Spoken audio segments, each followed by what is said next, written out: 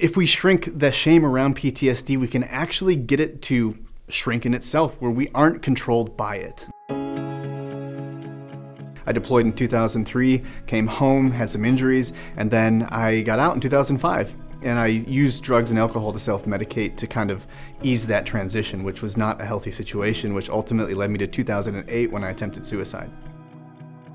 I wanted to get back in the military, but I knew I couldn't do that, so I was like, well, what is it that I miss? And it was physicality. And so I called Eric Hill, who's my friend and a pro cyclist, and said, how do I do it? And then through our relationship together, he got me to my first triathlon in 2014. And he's like, hey, let's start a nonprofit and help veterans do this because it worked for you, right? I said, yeah. Giving back has always been a part of who I am. I grew up in a life of service. 2016 is when we officially founded Project Echelon, and we served 12 people. But we decided that year, we saved 12 lives. That in and of itself is enough to keep going. Ever since then, we have exponentially grown to a community of having served over 500 people at this point in time.